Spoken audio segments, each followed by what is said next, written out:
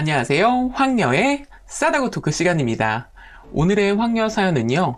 여동생의 말도 안 되는 거짓말 때문에 이혼 위기까지 갔었던 어느 한 여성분의 사연입니다. 사연 읽기 전에 구독과 좋아요, 많은 공유 부탁드릴게요. 저는 과거 동생 때문에 신랑이랑 이혼을 할 뻔한 적이 있었습니다. 지금은 잘 살고 있고 동생이랑은 자주 만나지는 않고 적당히 거리를 두고 살고 있습니다.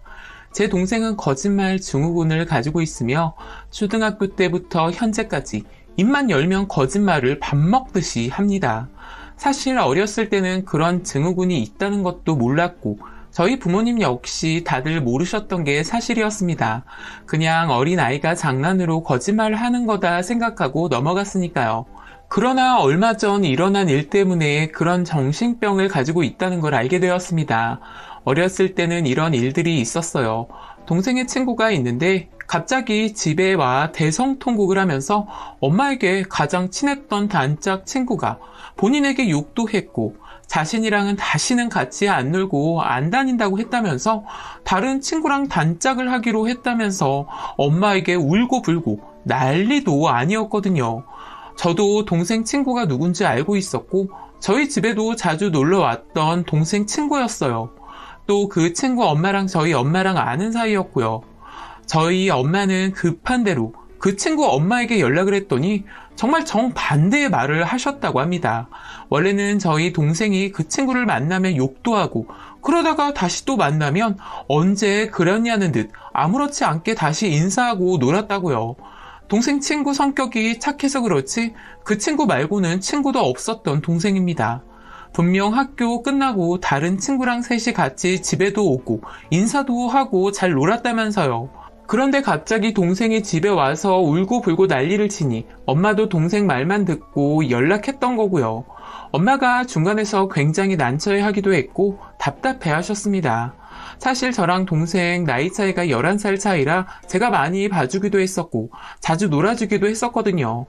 그러나 저도 나이가 들면서 학교 친구들이랑 더 잘 어울리면서 동생에게 소홀했던 게 사실입니다. 그래서 괜히 동생이 저 때문에 더 그렇게 된 건가 싶기도 했었고요.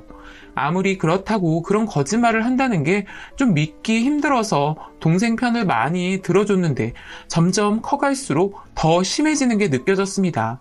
제 화장품도 가져가서 손으로 다 파버리고 쓰레기통에 버린 적도 몇 번 있었어요. 그래서 물어보면 정말 자신이 그런 거 아니라면서 또 대성통곡을 하며 울었고요. 어린 막둥이 동생이니 부모님은 동생 편 들어주었습니다. 저도 참 답답하기도 했고 뭔가 사춘기가 빨리 왔다가 오랫동안 사춘기를 겪고 있는 건가 싶었습니다. 중학교 때는 같은 반 친구의 물건을 훔친 적도 있었는데 자신은 그러지 않았다면서 누군가가 자신한테 누명을 씌운 거라고도 했었습니다. 또 친구 미술 작품을 망가뜨려 놓은 적도 있었습니다. 그때는 정말 빼도 박도 못할 증거가 있어서 동생을 혼냈지만 정말 그 표정을 모르시는 분들이 많을 것 같아요. 눈 하나 깜짝 안 하고 거짓말을 하더라고요. 자신이 정말 그런 게 아니라면서요. 진짜 그럴 때면 속이 뒤집어졌고 부모님 역시 많이 속상해 하셨습니다. 그때도 역시 동생의 그런 정신병인 리플리 증후군이 있다는 걸 전혀 눈치채지 못했습니다. 그냥 혼내고 돌아서면 그런 동생이 안타깝기만 했던 것 같아요.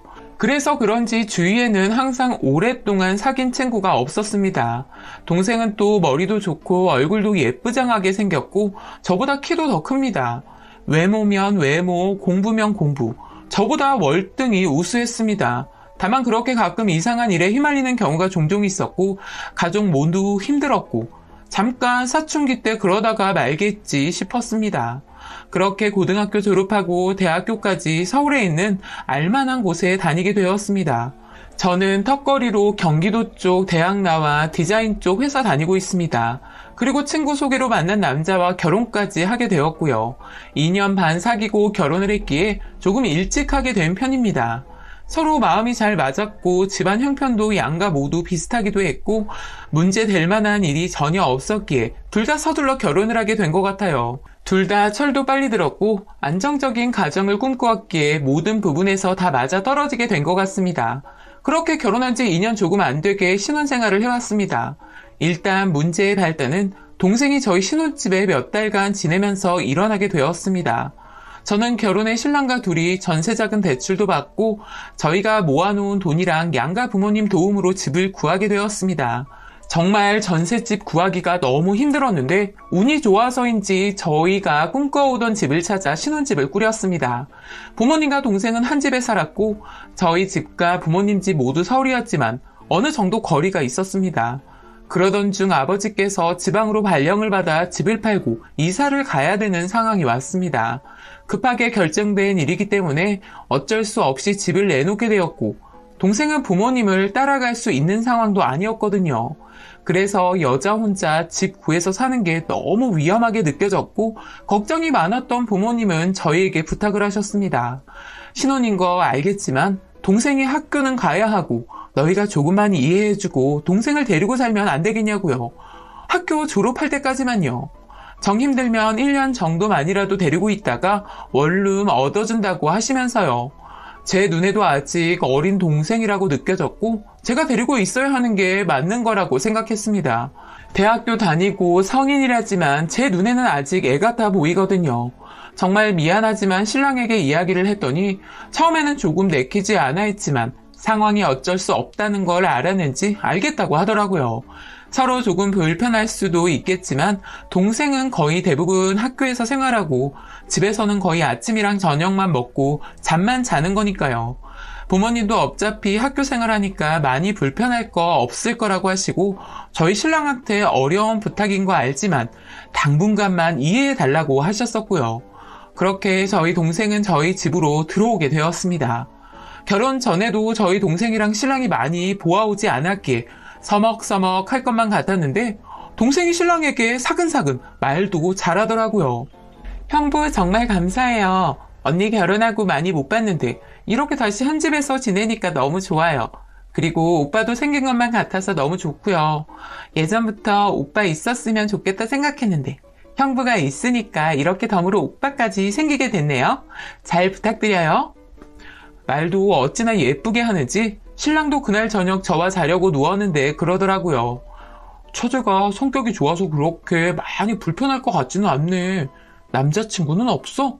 저 정도는 남자들한테 인기 많을 것 같은데? 글쎄, 나도 한참 안 봐서 잘 모르겠네. 대학 생활 잘하고 있는 것만 알지. 남친 얘기는 한 번도 한 적이 없어서. 남친 없으면 괜찮은 후배 소개시켜줄까? 아우, 됐어. 아직 대학생인데 소개는 무슨. 아직 애야. 나중에 한번 물어보긴 할게. 근데 수진이 내 동생이야. 아무나 소개시켜주면 안 되는 거 알지? 아, 당연하지. 여보야 동생애. 우리 처제인데 내가 아무나 소개시켜주겠어? 나도 좀 알아봐야겠다. 그렇게 저희는 갑작스레 동생이 집에 오게 되면서 집안 분위기도 조금 달라지게 된 것 같아요. 저도 최대한 야근 피해서 동생 먹을 것도 해주고 싶고 신랑이랑 다 같이 한자리에 모여 가족 같은 느낌의 집밥 먹고 싶기도 했고요. 신랑이랑 결혼하고 나서부터 둘 다 일 때문에 저녁 같이 먹는 것도 조금은 힘들 때가 많았는데 서로 시간 만들어 보려고 하니까 좋더라고요. 역시 피부치와 함께 사니 결혼하고 조금 외로웠던 부분들이 사라지는 것만 같았습니다. 그렇게 6개월 정도가 지났을 무렵 정신을 차려보니 뭔가 이상했어요.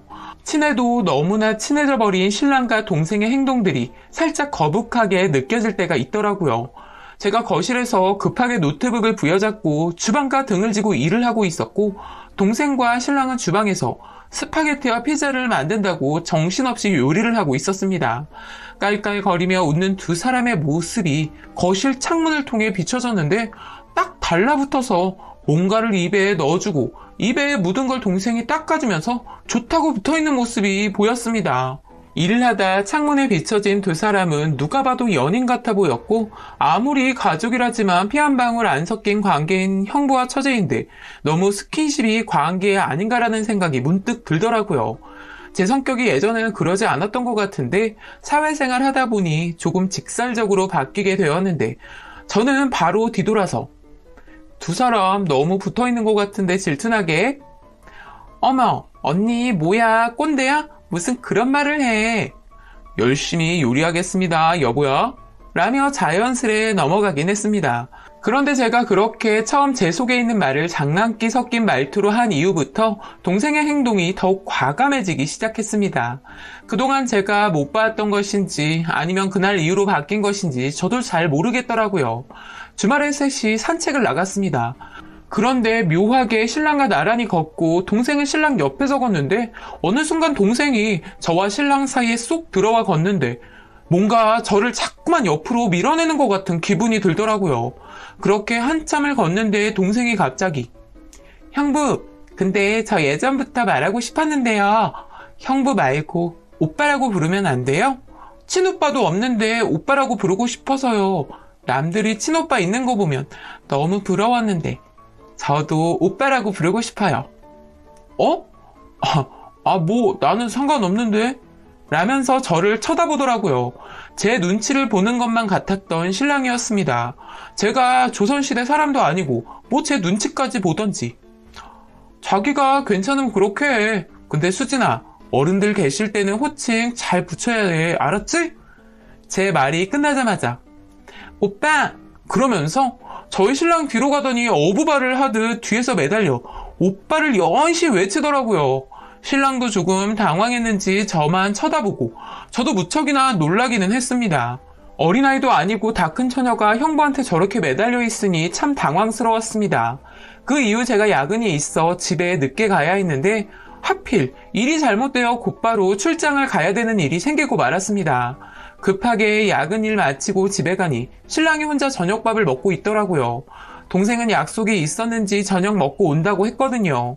저는 급하게 짐을 싸서 신랑에게 출장 간 동안 밥 잘 챙겨 먹고 집 치우고 빨래 돌리고 뭐 이런 잔소리 아닌 잔소리를 하고 2박 3일 출장길에 나섰습니다. 나오는 길에 동생에게 전화가 오더라고요. 언니, 2박 3일 출장 가? 밥 잘 챙겨 먹고 갔다 와서 봐. 라고 이야기한 뒤 열심히 운전을 해서 늦은 시간까지 먼 거리를 운전해 달렸습니다. 숙소에 도착하고 너무 피곤하기도 했습니다. 간단하게 먹을 거 사와서 먹고 씻고 앉아 신랑에게 문자를 보내니 말이 없더라고요. 너무 늦게 연락을 해서 그런가 싶기도 했습니다. 한참 일할 거 다 보다가 계속 연락이 안 돼서 전화를 해보니 받지 않더라고요. 전화보다 싶었고 동생에게는 너무 늦게까지 놀다 들어가지 말라는 문자를 남기고 잠이 들었습니다. 일찍 일어나 업무 때문에 업체 가서 사람들 만나고 점심 식사하고 바쁘게 일 처리하느라 하루가 훌쩍 지나갔습니다. 사실 집에 빨리 가서 쉬고 싶은 생각에 조금 무리하게 하루를 보냈던 것 같아요. 그렇게 저녁 시간 다 돼서 신랑에게 연락을 했습니다. 어제 일찍 잤나 보네? 어제 피곤했는지 잠이 들었나 봐. 미안. 수진이는 늦게 들어왔어? 글쎄, 나 자고 있을 때 들어갔던 것 같아. 일찍 다니라니까. 다 큰 성인인데 친구들이랑 술 마시다 보면 늦을 수도 있지 뭐. 근데 여보야는 언제 와? 나 2박 3일 일정이라서 끝나는 대로 바로 출발할게. 다 같이 치맥이나 먹자. 그렇게 전화를 끊었습니다. 그날이 토요일이어서 그런지 빨리 집에 더 가고 싶더라고요. 주말에는 푹 쉬어야 하는데 못 쉬고 있으니 조금 짜증나기도 했고요. 사실 제가 해야 할 일이 아니었고 출장도 제가 오는 게 아니었는데 어쩌다 보니 제가 대신 오게 되었던 거라 뭔가 더 피곤했습니다. 그런데 저 대신 와야 했던 상사분께서 연락이 왔더라고요. 본인이 내일 마무리 일 처리하러 갈 테니 집에 가도 된다고요. 하루 더 안 있어도 된다는 말에 너무 기분이 좋아 후다닥 짐을 챙겨 곧바로 로비로 나아가 상사에게 건네줄 서류 인계하고 저는 바로 출발했습니다. 피곤했지만 휴게소에 들리지 않고 바로 집으로 갔더니 저녁 10시쯤 다 되어 도착했고 동생과 신랑에게 연락도 하지 않고 바로 집으로 갔습니다. 현관문을 열고 들어가니 TV 소리가 크게 들리고 거실은 어두운데 맛있는 냄새가 나더라고요. 안으로 들어가니 신랑이랑 동생이랑 나란히 거실 소파에 앉아 치킨에 맥주를 마시고 있더라고요. 그것도 어깨 동무를 하고 말입니다. 인기척이 들리자 둘이 놀라 벌떡 일어나더라고요. 내일 온다고 하지 않았어? 난 집에 와도 된다고 해서 바로 왔지. 근데 둘이 불 꺼놓고 뭐 하는 거야? 둘이 치맥 먹고 있었어? 아까는 그런 말 안 했잖아. 아니, 처자가 치킨 사왔더라고. 그래서 치킨에 맥주 한 잔 먹었지. 아니, 근데 무슨 불을 다 끄고 먹어. 어두운 데서 음침하게. 언니 피곤하겠다. 저녁은 먹었어? 갑자기 내가 치킨에 맥주가 땡겨서 사온 거야. 언니도 같이 먹자. 그렇게 저희 셋은 맥주에 치킨을 먹었고 저는 먹는 내내 뭔가 찜찜하기도 하고 이상한 상상만 하게 되더라고요. 그런 이상한 생각을 하면서도 내가 미쳤나 보다, 별 생각을 다 하고 있구나 싶었습니다. 그 일이 있고 저는 머릿속에서 자꾸만 잊으려고 해도 잊혀지지가 않았고 왜 둘이 굳이 불을 다 끄고 어깨 동무까지 하면서 치맥을 먹었을까 싶었습니다. 그런데 신랑이 조금 이상하게 행동을 하더라고요. 자꾸만 셋이 저녁 먹는 걸 피하는 것만 같은 느낌도 들었고요. 사회생활 하다 보면서 밖에서 회사 사람들이랑 거래처 사람들이랑 저녁도 먹기는 하지만 너무 자주 그러는 것 같았습니다. 그렇게 저녁에 동생이랑 저녁 먹고 맥주 한잔을 하는데 동생이 그러더라고요. 언니, 근데 형부 약간 바람기 같은 거 있어? 어? 무슨 바람기야. 너네 형부는 그런 거 없어. 연애할 때도 그런 일 없었고. 그런데 그런 건 왜 물어봐? 그게 사실 전에 언니 출장 갔을 때 나 친구들이랑 술 먹고 집에 좀 늦게 온 거 알지? 그날 자려고 누웠는데 형부가 내 방에 들어왔었어. 잠이 들랑말랑 할 때였는데 갑자기 형부가 내 다리를 막 주무르는 거야. 처음에는 너무 놀라서 말도 못하고 있었는데 너무 이상해서 왜 그러시냐고 했더니 내가 너무 좋대. 아니, 언니랑 결혼했는데 왜 나한테 그러는 거야? 형부 바람둥이 아니야? 언니가 형부 좋아하는 거 아는데 말 안 할 수가 없었어. 너 지금 그게 무슨 소리야? 언니한테 똑바로 말해. 유빈 씨가 너한테 고백을 했다는 거야? 저는 동생의 말을 듣는데 머리가 어지러웠습니다. 도대체 뭐가 잘못된 것인지 구분이 되지도 않았고 동생에게 뭐라고 말을 해야 할지 몰랐습니다. 잠시 후. 너 진짜야? 언니한테 거짓말하는 거 아니지? 그 소리를 듣더니 동생이 엄청나게 울더라고요. 언니 지금 친동생 말을 못 믿는 거야? 어떻게 언니가 내 말을 못 믿을 수가 있어? 아무리 형부랑 결혼한 사이지만 어떻게 내 말을 못 믿을 수가 있어? 나 엄마 집에 갈래. 가서 다 말할 거야. 그러면서 동생은 곧바로 나가버렸고 저는 동생을 잡지 못했습니다. 그대로 앉아있는데 신랑이 들어왔고 저는 순간 신랑 얼굴을 내리쳤습니다. 너 내 동생한테 무슨 짓 한 거야? 걔 지금 22살이야. 어딜 만져? 아무리 젊은 게 좋다지만 걔 내 동생이라고. 나 없는 동안 별짓을 다 했구나. 그래서 자꾸 피해 다닌 거니? 신랑은 제 말에 너무 놀랐는지 멍하니 서서 저를 바라보는데 그 표정은 잘못했다는 표정이 아니었습니다. 그저 원망의 눈빛으로 저를 바라보는 것만 같았습니다. 곧이어 입을 뗀 신랑은 지금 무슨 소리 듣고 나한테 이러는지 모르겠지만 나 좀 억울하거든? 나도 잘한 거 하나도 없는데 지금 말 들어보니까 걔가 자기 동생을 어떻게 했다는 것 같은데 나 그런 적도 없고 되려 처제가 나한테 그런 거 몰랐어? 그건 또 무슨 소리야? 내 동생이 뭘 했다는 건데. 진짜 자기 동생이라서 말 안 하고 조용히 끝내려고 했는데 안 되겠다. 출장 가던 날 나 피곤해서 일찍 잔 거 알지? 근데 아침에 눈 뜨니까 처제가 내 옆에서 자고 있는 거야. 너무 놀라서 난 처제 깨웠고 처제 말이 술이 너무 취해서 본인 방인 줄 알고 잤다는 거야. 근데 뭔가 좀 이상했어. 처제 옷차림도 그렇고. 신랑이 하는 말은 동생이 만약에 술이 너무 취해서 들어와 바로 잤다면 외출복이어야 하는데 잠옷을 입고 있었다는 겁니다. 동생이 저에게 한 말이랑은 전혀 달랐었고 머리가 너무 복잡해졌습니다. 왜 말을 안 했냐고 했더니 처제가 실수였다 하면서 언니한테는 말하지 말자고 했다는 겁니다. 괜히 언니가 이상하게 생각한다면서요. 그래서 그냥 별일 아니다 싶어 넘어갔었고 다음날 처제가 사과의 의미로 치킨을 사왔었고 맥주 한잔 하는데 제가 출장 갔다가 왔다는 거예요. 그래서 제가 말 안 하려고 했던 건데 말을 꺼냈습니다.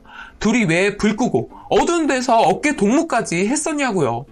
저도 사실 어두워서 정확한지 아닌지 몰라서 안 물어봤던 건데 뭔가 꺼림직하니 물어보게 되었습니다.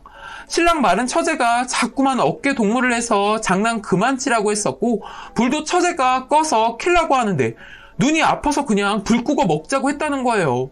제가 몰랐던 사실들이 너무 많았었고 이걸 어떻게 처리해야 하나 싶었습니다. 그런데 신랑이 요즘 본인이 왜 그렇게 피해 다녔는지 말을 꺼내더군요. 그러면서 폰을 꺼내더니 통화 녹음한 걸 틀어주는데 저는 기겁하고 말았습니다. 처제, 왜 그러는 거야? 자꾸 이러면 곤란해. 제가 뭘요? 전 그냥 있는 사실 말하는 거예요. 형부 혹시 제가 언니인 줄 알고 그날 밤 저한테 그러신 거예요? 아니잖아요. 전 줄 알고 그러신 거 아니에요? 어차피 이렇게 됐는데 언니한테 사실대로 말하세요. 언니 말고 절 사랑한다고요. 처제 미쳤어? 그날 무슨 일이 있었다는 거야? 말도 안 되는 소리 좀 그만해. 그리고 난 처제 사랑하지도 않아. 내가 사랑하는 사람은 처제 언니라고. 제발 이상한 소리 좀 하지 마. 그리고 언니한테 말해서 집 알아봐서 나간다고 해. 더 이상 처제 불편해서 내가 못 살겠어. 저는 정말 온몸에 소름이 끼쳤습니다. 저에게 말하던 동생과는 전혀 달랐었고 이 통화 녹음 말고도 몇 개가 더 있었는데 듣고 있는 동안 오바이트가 쏠리더라고요. 저희 신랑 하는 말이 그동안 동생 때문에 정말 힘들었었고 곤란한 적이 한두 번이 아니었다면서 정말 조용히 넘어가려 했는데 더 이상은 그러면 안 될 것 같아서 저에게도 말하려고 했었다는 겁니다. 이런 문제 때문에 당분간 떨어져 있어야 하나 싶기도 했었고 머릿속으로는 이혼까지 생각했었다고 하더라고요. 순간 신랑에게 너무 미안한 마음도 들었었고 그런 동생을 몰라보고 동생 말만 들었던 제가 너무 한심하게 느껴졌습니다. 그러면서 신랑에게 과거 동생에 대해 이야기를 해주었고 정신과 치료를 받아보게 하는 게 좋을 것 같다고 이야기했고 친정 부모님에게 연락을 드려 모든 상황을 말씀드리게 되었습니다. 그렇게 동생은 끝까지 본인이 했던 것들이 모두 사실이고 앞뒤가 안 맞는 말이었는데 끝까지 다 본인 말이 맞다고 했습니다. 신랑도 더 이상은 동생 볼 자신도 없고 무섭기까지 하다고 했었습니다. 사실 통화 녹음에서 죽어버린다는 말까지 한 동생을 보니 정신과 치료가 시급해 보였고 오랜 설득 끝에 동생도 치료를 받아보겠다고 했고 현재까지 정신과에 다니고 있습니다. 생활하는 데 있어 큰 문제가 있지는 않지만 가족으로서 그런 행동들이 더 감당하기 힘들었던 것 같습니다. 부모님과 진지하게 이야기를 했었는데 다들 이 정도일 줄은 몰랐었다면서 저희한테 너무 미안하고 특히 신랑에게 너무 미안하다고 사과하시며 사위라면 아직까지 죄인처럼 꿈뻑하십니다. 그 이후 신랑과 조금 서먹하기도 했고 가족 일이다 보니 제가 중간에서 많이 힘들었었는데 그래도 신랑이 옆에 있어 많은 힘이 되었던 것 같습니다. 동생이 제발 정상적으로 돌아왔으면 하는 바람이 있고 더 큰 일이 일어나지 않기만을 바랄 뿐입니다. 라고 사연 올려주셨습니다. 오늘의 사연 여기까지였고요. 많은 공유와 여러분들의 생각이나 느낀 점이 있다면 댓글로 표현해 보시기 바랍니다.